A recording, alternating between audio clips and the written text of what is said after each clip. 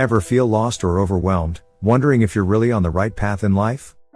You're not alone. In a world of endless distractions and societal pressures, finding clarity can seem impossible. But what if there was a 2,000-year-old philosophy that could help you cut through the noise and unlock your true purpose? Enter Stoicism, the ancient Greek philosophy adopted by emperors, slaves, and modern-day leaders alike. Today, we're diving into how Stoicism can help you live a life of resilience, intention, and unshakable purpose. Introduction: Why Stoicism Matters Now. Welcome to a journey that transcends time. Stoicism isn't just dusty old texts, it's a way of life. Imagine waking up every day with clarity, knowing exactly what matters to you and how to navigate challenges with grace. That's the power of Stoicism. While the world spins faster, demanding more of your attention, energy, and conformity, this ancient philosophy offers an anchor. Think of Marcus Aurelius, the Roman emperor who ruled an empire in chaos, yet journaled reminders like you have power over your mind, not outside events. Realize this, and you will find strength. Stoicism isn't about suppressing emotions, it's about mastering them to live boldly and intentionally. The problem: we're drowning in distractions, societal expectations, and self-doubt. Scrolling through endless feeds, chasing validation, and measuring success by someone else's standards leaves us exhausted and unfulfilled. Ever feel like you're running on a treadmill, working harder but going nowhere? Modern life bombards us with noise, comparison, consumerism, and the myth that happiness lies in external achievements. Meanwhile, inner voices whisper, "Is this all there is?" The solution: Stoicism teaches us to focus on what we can control, our thoughts, actions, and values, while letting go of the rest. Picture Epictetus, born a slave, who rose to become one of history's greatest teachers by declaring, "We cannot choose our external circumstances, but we can always choose how we respond to them." This isn't resignation, it's liberation. By directing energy toward your character, choices, and growth, you reclaim power. Stoicism transforms obstacles into fuel. A missed promotion becomes a chance to refine skills, a betrayal becomes a lesson in trust, and even loss becomes a teacher of gratitude. The promise: by the end of this video, you'll have practical tools to align your life with your deepest purpose. We'll explore daily rituals used by Stoics for centuries, like journaling to clarify your values, negative visualization to deepen gratitude, and mental exercises to turn fear into action. This isn't theoretical, it's a battle-tested blueprint. Seneca, the philosopher who advised emperors, put it simply: luck is what happens when preparation meets opportunity. Your preparation starts here. Why now? In an age of burnout and existential fatigue, Stoicism isn't a relic, it's a rebellion. It's choosing purpose over panic, courage over comfort, and meaning over mindless scrolling. Ready to step off the treadmill? Let's begin. Before we dive into today's subject, I need your help. If you're ready to reclaim control of your life, hit that like button. It tells YouTube you want more content like this. Subscribe and join thousands of intentional thinkers unlocking purpose daily. Drop a comment, Stoic Journey, if you're committed to growth. I'll respond to as many as I can. Share this with someone who needs ancient wisdom for modern chaos. Now, let's begin. Part 1, The Stoic Blueprint, Core Principles. What is Stoicism? Stoicism wasn't just a philosophy, it was a revolution. Born in Athens around 300 BCE by Zeno of Citium, it evolved into a practical guide for living with purpose, especially in the chaos of the Roman Empire. Unlike other schools of thought, Stoicism wasn't about abstract debates, it was a toolkit for resilience. At its core are 4 virtues: wisdom, courage, justice, and temperance. These weren't ideals to admire but muscles to train daily. Wisdom: the Stoics saw wisdom as the ability to navigate life's complexity with clarity. It's not just knowledge but applied understanding, knowing what deserves your energy and what doesn't. For example, when faced with criticism, wisdom asks, "Is this true? Can I learn from it? If not, you let it go." Courage: this wasn't just battlefield bravery. Stoic courage means standing by your values even when it's uncomfortable, saying no to toxic relationships, leaving an unfulfilling job, or admitting mistakes. As Seneca wrote, sometimes even to live is an act of courage. Justice: Stoic justice is about contributing to the greater good.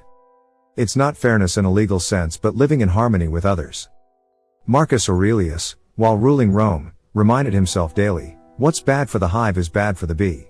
Temperance, often misunderstood as austerity, temperance is about balance. It's enjoying life's pleasures without being enslaved by them. Think of it as the middle path between indulgence and deprivation, a glass of wine, not the bottle. The architects of Stoicism. Stoicism's power lies in its teachers, real people who turned philosophy into action. Let's break down the titans. 1.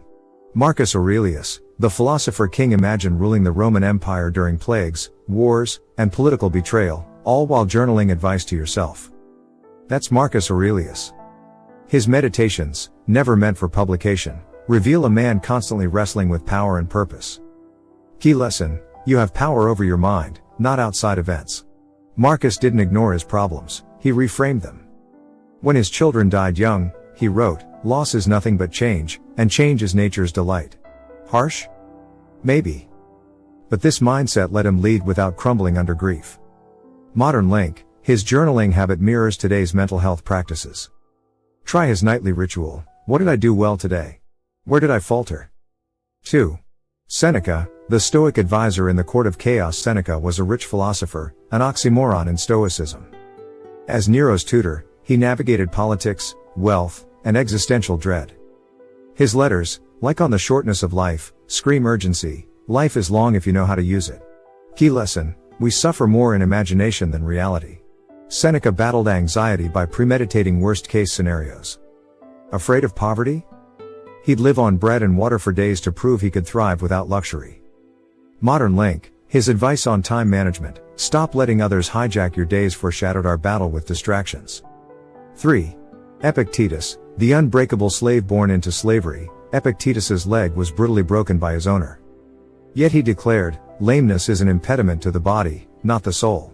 Freed later, he taught that true freedom comes from within. Key lesson: circumstances don't make the man, they reveal him. Epictetus didn't preach positivity. He taught radical accountability. Your boss yells at you? That's their problem. Your reaction? That's your power. Modern link: his dichotomy of control is the ancestor of cognitive behavioral therapy (CBT). Next time you're stressed, ask, is this within my control? If not, release it. Why these principles matter today. Stoicism wasn't designed for tranquility, it was forged in crisis. The Romans faced pandemics, corruption, and uncertainty, much like us. But instead of doom scrolling, they turned inward. Wisdom cuts through misinformation overload. Courage fuels action in a world paralyzed by fear. Justice combats modern selfishness. Temperance counters addiction to consumption. Your takeaway: Stoicism isn't about becoming unfeeling. It's about becoming unshakable. As you'll see next, these principles aren't theories, they're your new operating system.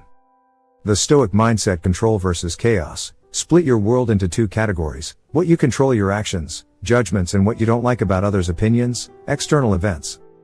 Amor fati, love your fate. Every obstacle is a chance to grow. As Marcus Aurelius said, the impediment to action advances action. What stands in the way becomes the way.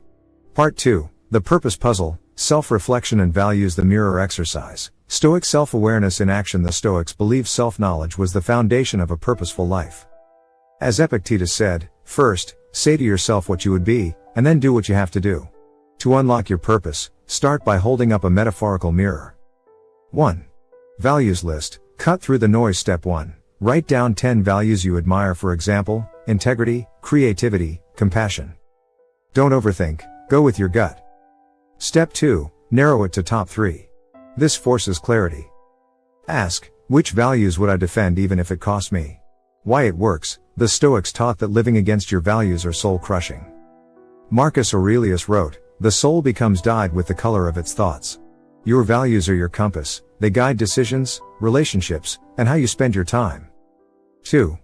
Passion journal, track what lights you up for 1 week, jot down moments you feel energized or fulfilled.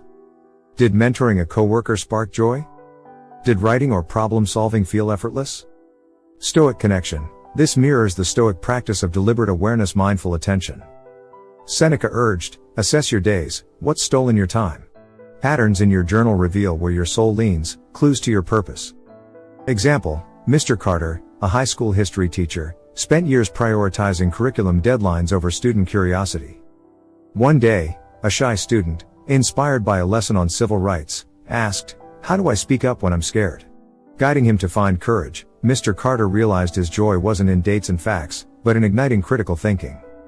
Now, he starts class with open-ended questions like Seneca's "What progress have I made?" and journals nightly. Today's win: help Jamal debate confidently. His purpose? Empowering voices, not just teaching history. 3. Legacy question: think beyond your lifetime. Ask, what mark do I want to leave on the world? This isn't about fame, it's about impact. Example: David, an ICU nurse, once measured success by clinical efficiency, until he sat with Mr. Thompson, a terminal cancer patient who whispered, "I never fix things with my son." David stayed past his shift, helping draft a letter. When the son arrived, tearfully thanking him, David realized his role wasn't just administering meds but being present for life's rawest moments. Now, he journals nightly: did I see the human, not just the chart? His purpose? Holding space for healing, not just treating illness. Stoic twist: the Stoics practiced memento mori, remember death. Marcus Aurelius wrote, "You could leave life right now. Let that determine what you do and say."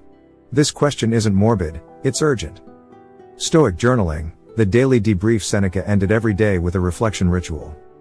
His student Lucilius described it as putting the day on trial. Here's your modern template. Today's win: what aligned with my values?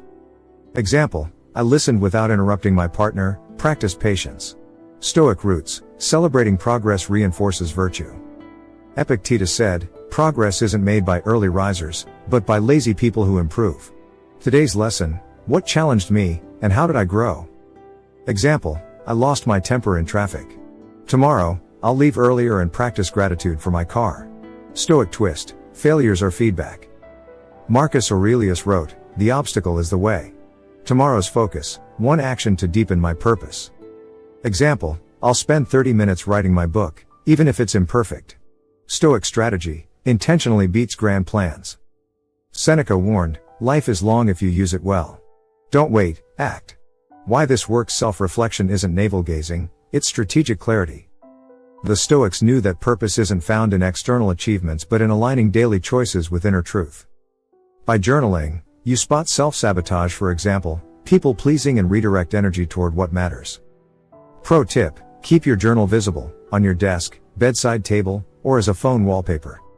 Epictetus's advice: write your principles in ink and your plans in pencil, reminds us that core values like courage or compassion are non-negotiable, while strategies to live them out can flex. Seeing your principles daily trains your brain to prioritize them. For example, Mr. Carter, a teacher, taped his top value: empower voices above his desk. When a student struggled, he'd glance at it, swapping lectures for dialogue. Your challenge: commit to 7 days of Stoic journaling. Days 1 to 2 feel awkward. By day 3, decisions snap into focus. Imagine a ship captain in a storm. Chaos reigns, but the compass needle holds steady. Your values are that compass. By day 7, you'll catch yourself pausing before reacting, asking, does this align with my true north? Part 3, Tools for the Journey. Stoic practices negative visualization. The gratitude workout. What it is: negative visualization, or premeditatio malorum, Latin for premeditation of evils, is a Stoic exercise where you mentally rehearse losing what you value most: health, relationships, career, even life itself. This isn't pessimism, it's strategic gratitude training. By confronting loss in your mind, you inoculate yourself against fear and learn to cherish the present. Historical roots. Seneca, in Letters to Lucilius, urged, "He robs present ills of their power who have perceived their coming beforehand." He practiced imagining exile, poverty, and death to strip them of their terror. Marcus Aurelius wrote, "Think of all you've been through, all you've survived. And remember, whatever happens, you'll survive this too." How to practice. 1. Daily drill. Spend 5 minutes imagining losing one thing you cherish. Example: picture losing your job. Feel the panic, then ask, could I rebuild? What skills would I lean on? 2. Post-visualization reflection. After mentally rehearsing loss, immediately write down 3 things you're grateful for about the person, object, or situation. This bridges Stoic worst-case training with gratitude, rewiring your brain to appreciate what you have rather than dread what you might lose. For example, imagining a breakup could lead to, grateful for her laughter, our hikes, and how she challenges me to grow. Another scenario, visualize losing your job, then jot, thankful for my problem-solving skills, supportive colleagues, and the chance to reinvent. Epictetus said, "He is a wise man who does not grieve for what he is not, but rejoices in what he has.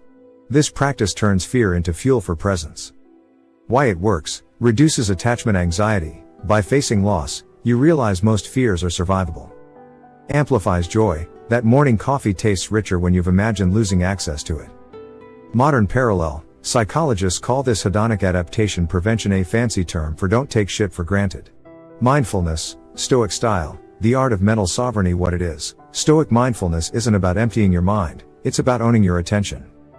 Epictetus said, "We suffer more in imagination than reality, because we let hypothetical disasters hijack our peace." Core practices. 1. The pause. Before reacting, ask, is this within my control? Example, when your boss critiques your presentation, pause. Control, your preparation and openness to feedback. No control, their tone or biases. Instead of defensiveness, say, I'll revise slides 5 to 7 for clarity. Redirect energy to improving data visuals and rehearsing delivery. Later, journal, used criticism as fuel. Focused on effort, not ego. Epictetus's wisdom rings true. If someone can prove me wrong, I'll thank them. It means I've learned. Result? Next presentation earns praise for adaptability, not perfection. 2. The 10-second reset. When overwhelmed, inhale for 4 seconds, hold for 2, exhale for 4. Repeat twice. Example, stuck in traffic? Inhale 4 seconds, hold 2, exhale 4. Shift from this ruins my day. To I'll listen to a podcast on Stoicism. Focus on controllables, your breath, mindset, time. Marcus Aurelius, power over your mind, not events. Traffic becomes a classroom, arrive calmer, wiser. 3. Thought labeling, tag thoughts as helpful or unhelpful. Epictetus taught, don't let your thoughts be your master. Real-world impact, Mr. Carter's classroom. When a student mocked his lesson, Mr. Carter paused, then said, let's debate that. By focusing on teaching his control instead of ego uncontrollable, he turned conflict into a learning moment. Modern science. Studies show labeling emotions reduces their intensity, a Stoic idea proven by fMRI scans. Premeditatio malorum, crisis proofing your mind what it is. Premeditatio malorum, premeditation of evils, is the deliberate practice of visualizing worst-case scenarios to build resilience. Unlike anxiety-driven rumination, this is proactive mental rehearsal. Historical roots. Seneca wrote, the man who has anticipated the coming of troubles takes away their power when they arrive. He'd mentally rehearse poverty by wearing ragged clothes and eating stale bread. How to practice. 1. Weekly simulation. Pick one fear, for example, a failed project, a health scare. 2. Write the script. Scenario, your startup fails. Stoic response, I'll sell assets, network for jobs, and use this lesson to pivot. 3. Visualize virtue. Imagine staying calm, kind, and solution-focused. Why it works. Builds mental muscle. Like a fire drill, rehearsing crises makes you quicker and calmer when they strike. Exposes illusions. Most fears crumble under scrutiny. What if I'm laughed at during my speech? Becomes I'll survive, and maybe even learn. Case study, David, the ICU nurse, visualizes losing patients nightly. Morbid? No, it helps him focus on what can I do today to ease their pain? Integration, the Stoic triad. These practices aren't standalone, they're threads in the same tapestry. 1. Negative visualization gratitude. 2. Mindfulness clarity. 3. Premeditatio malorum resilience. Your challenge. Week 1, practice negative visualization each morning. Week 2, add the 10-second reset during stressful moments. Week 3, script 1 premeditatio malorum scenario. Final thought, the Stoics didn't avoid pain, they befriended it. Seneca, the philosopher-statesman, wrote, difficulties strengthen the mind, as labor does the body, framing adversity as a forge for resilience. Imagine Marcus Aurelius, Emperor of Rome, journaling through wars and plagues, the obstacle is the way. Stoicism isn't about numbing hardship but transforming it. When life pelts you with storms, you don't hide, you learn to dance in the rain. A modern example? Losing a job becomes a chance to reinvent, a betrayal teaches discernment. Pain, to the Stoic, is a mentor. These tools, negative visualization, premeditation of evils, mindful pauses, aren't shields against chaos but compasses to navigate it. As Epictetus, the once enslaved teacher, urged, don't demand life be easy. Demand yourself to be stronger. Rain or shine, you keep dancing.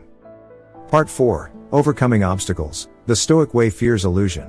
Rewriting the script fear whispers, "You're not good enough." Stoicism replies, "So what? Act anyway." The Stoics saw fear as a distortion of reality, a story we tell ourselves. Seneca wrote, "We are more often frightened than hurt, and we suffer more from imagination than reality." Fear's power dissolves when you confront it. Reframe failure. Every setback is data, not destiny. Imagine a Stoic entrepreneur whose product flops. Instead of thinking, "I'm a failure," they ask, "What did I learn? How can I adapt?" Epictetus, who rose from slavery to wisdom, taught, "No man is broken by action, he's broken by his opinion of it." Failure isn't a verdict, it's feedback. The worst case drill. Ask, what's the worst that could happen? Could I survive it? Example, terrified of public speaking? Practice premeditatio malorum. Visualize stumbling, the crowd cringing. Ask, could I survive? Spoiler, yes. Focus on controllables, preparation, breath. Epictetus taught, it's not what happens, but your reaction. Each stumble strengthens resolve. Next speech, shaky but unbroken. Stoic tool, this is premeditatio malorum in action. By rehearsing the worst, you strip fear of its fangs. Modern warrior. Example, James, a paramedic, feared returning to school to become a doctor.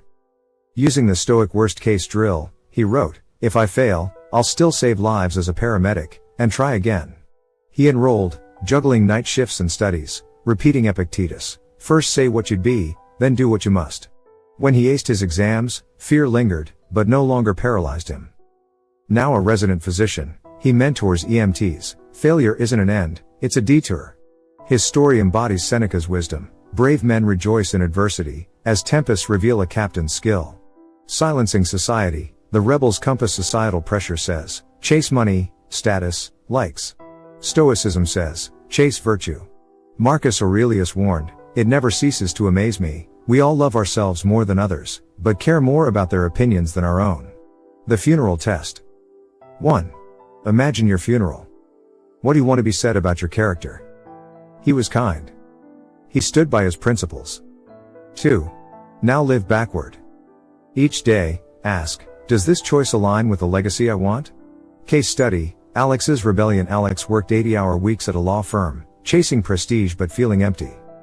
After practicing the funeral test, he quit and joined a non-profit defending workers' rights. His eulogy goal? He fought for justice. Now, he journals nightly, today, I protected 3 families from eviction. Stoic antidote to social media, unfollow envy, compare yourself to your values, not others' highlight reels. Mute the hustle culture. Seneca scoffed, they're not busy, they're distracted. Your rebellion kit. 1. Weekly funeral reflection. Every Sunday, write your ideal eulogy. 2. Virtue check. Before decisions, ask, does this serve courage, justice, wisdom? Why this works. Stoicism turns obstacles into fuel. Fear becomes a teacher, societal noise fades. As Marcus Aurelius wrote, the blazing fire makes flame and brightness out of everything thrown into it. Your struggles? They're kindling for a life of purpose. Climax, the turning point, a more Fadian action case study. Ryan's story, from corporate cage to creative freedom. Ryan spent years in a soul-crushing corporate job, crunching numbers for a faceless tech giant. His days blurred into spreadsheets and Zoom calls, leaving him drained and questioning, is this all there is? Then, during a late-night scroll, he stumbled on Marcus Aurelius's Meditations. You have power over your mind, not outside events. Realize this, and you will find strength. Skeptical but desperate, he began journaling. 1. Identifying core values. Through Stoic self-reflection, Ryan realized his work lacked creativity, a value he'd buried since college. He wrote, I traded painting for paychecks. I'm a ghost of myself. Epictetus's question haunted him. If you were alone in the universe, what would you do? Answer, create art that moves people. 2. Conquering fear with negative visualization. Ryan feared quitting would ruin his stability.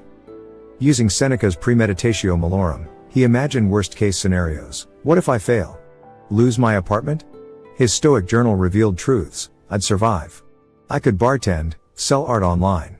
Fear is lying, I've saved enough to try. 3. The leap. He launched a side hustle designing murals, working nights and weekends. Early rejection stung, But he'd whisper Marcus Aurelius, "The obstacle is the way." When a cafe commissioned a mural, word spread. Within a year, Ryan quit his job. Now, his art adorns city streets, and he teaches workshops for corporate burnouts. "Stoicism didn't give me a purpose, it gave me the courage to pursue it," he says. "I learned to love the struggle, not just the outcome." Your key moment, Stoic momentum starts now. Stoics believed in kairos, the right moment to act. "You could leave life right now," Marcus Aurelius warned.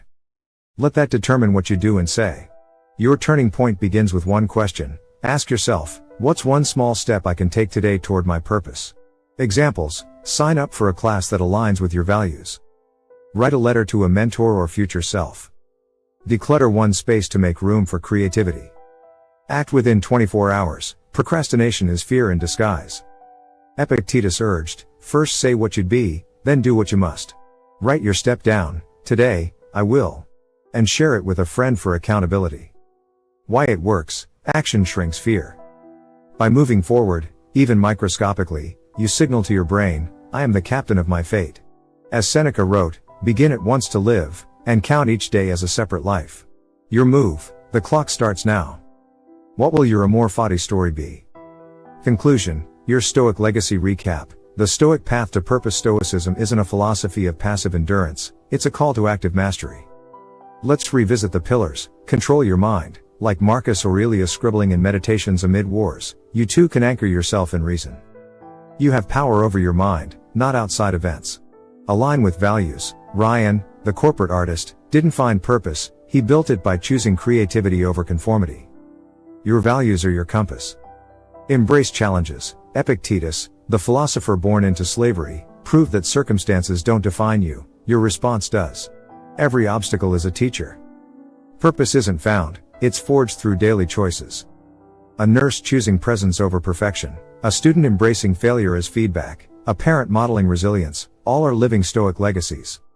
Final challenge, the 30-day Stoic journey. Commit to one practice daily. Clarity emerges through consistency. 1. Stoic journaling. Each night, answer, what did I do well? Celebrate courage, kindness, growth. Where did I falter? No shame, just data. Tomorrow's focus? One actionable step. 2. Mindful pauses. Use the 10-second breath rule before reacting. Turn traffic jams into podcasts, criticism into curiosity. 3.